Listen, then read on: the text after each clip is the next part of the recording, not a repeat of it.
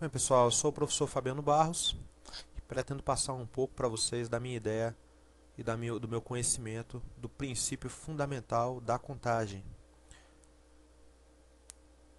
um assunto muito comum em provas de concurso e também o beabá do raciocínio lógico. Nós vamos começar logo de cara definindo o princípio fundamental da contagem e vamos perceber que a definição é razoavelmente simples.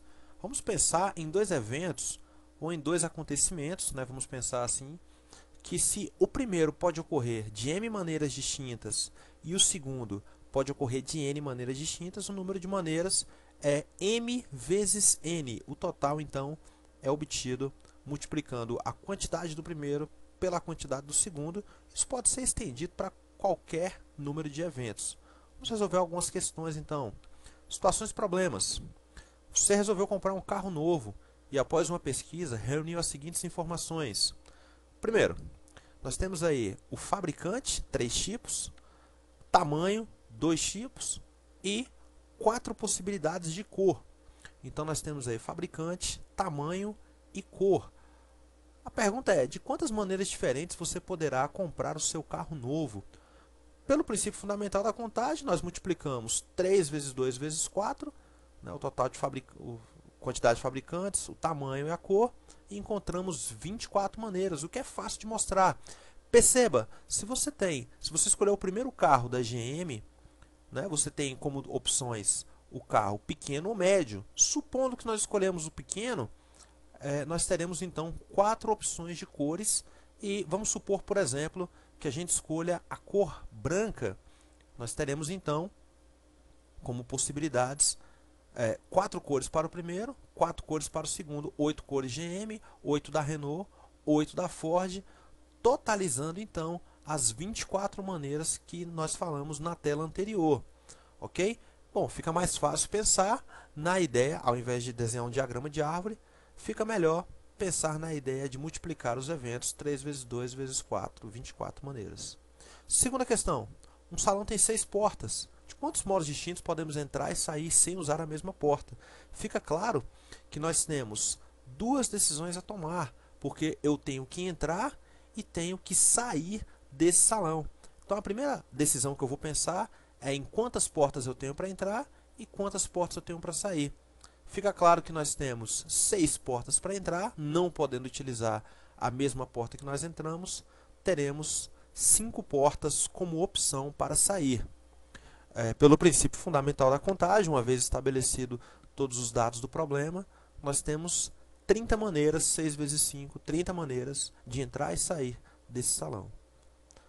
Segunda situação, problema, terceira, aliás, uma família com 5 pessoas possui um automóvel de 5 lugares. Sabendo que somente 2 pessoas sabem dirigir, de quantos modos poderão se acomodar para uma viagem? Bom, e aí dá para perceber que nós temos 5 decisões a serem tomadas. Por onde eu começo? Pelas pessoas que podem dirigir. Se eu distribuir aleatoriamente essas pessoas no carro, pode ser que eu tenha, no final, na hora de colocar a pessoa que pode dirigir, eu coloco alguém lá que não sabe dirigir. Então eu vou garantir que a primeira pessoa será alguém que sabe dirigir. Quantos modos eu posso fazer isso? De 2 formas. Então eu posso colocar uma das 2 pessoas que sabem dirigir logo de cara dentro do carro. Bom, tendo escolhido uma delas, me sobram os demais lugares, ou seja, eu tenho 4 pessoas para ocupar o segundo lugar, 3 pessoas para ocupar o terceiro lugar, 2 pessoas para o quarto lugar e 1 pessoa para o último lugar.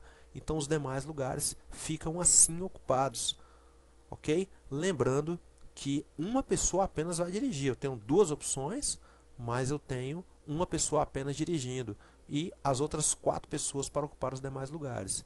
Pelo princípio fundamental da contagem, nós multiplicamos tudo isso aí e encontramos 48 maneiras diferentes de acomodar essas pessoas. Nós vamos resolver agora algumas situações problema com números. Eu pergunto logo de cara, quantos números de 3 algarismos distintos existem, ou seja, diferentes? Meu amigo, número eu conheço muitos, agora algarismos eu só conheço 10. Esse conjunto que está aí, 0, 1, 2, 3 até 9, são 10 algarismos ao todo. Se eu quero montar números de 3 algarismos, então eu tenho que tomar 3 decisões.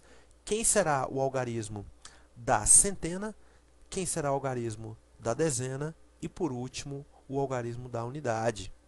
Lembrando que para o algarismo da centena, eu não posso começar um número com zero. Eu não tenho, por exemplo, o número 0,25 como um número de 3 algarismos. Então, daquele meu conjunto lá de 0 a 9, das 10 opções que eu tenho, eu não posso utilizar o zero na primeira posição. Por isso, eu tenho apenas 9 possibilidades para começar o meu número. Não confundir com o algarismo 9. Nós estamos contando as possibilidades, 9 possibilidades para começar o número. Para a segunda casa, ou seja, para a casa das dezenas, nós temos, daquelas 10 opções que tínhamos, uma já foi utilizada.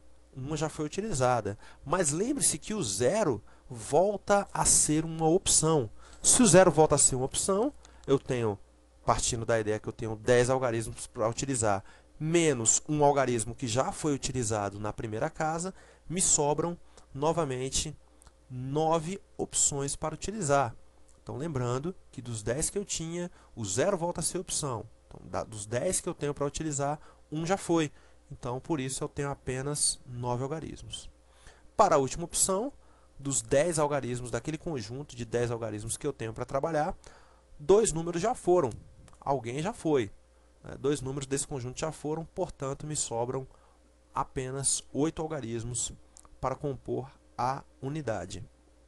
Pelo princípio fundamental da contagem, multiplicando tudo isso aí, nós temos 648 maneiras de montar 3 algarismos distintos. Números de 3 algarismos distintos, na verdade. Olha só como o contexto muda as coisas. Parece que o problema é igual, mas não é.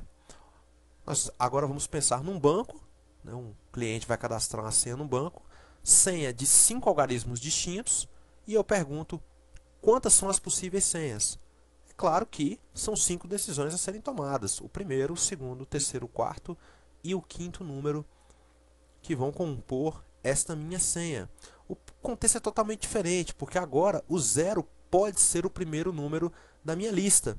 Por que o zero pode ser? Porque existe senha que começa com o zero, assim como placas de carro, números de documento. Então, dependendo do contexto, o zero pode sim ocupar a primeira posição. Veja que não há restrição para a primeira posição. Então, daquele conjunto de 10 algarismos, eu posso utilizar qualquer um dos 10 algarismos. Então, dependendo do contexto, as coisas mudam um pouco de figura. Este é um caso onde o zero pode ser o primeiro algarismo da minha lista.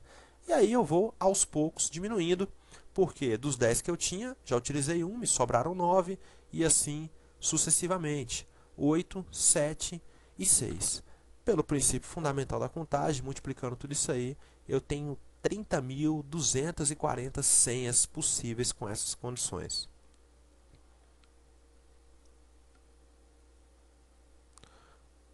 E a próxima situação, problema, que também envolve a ideia de contexto.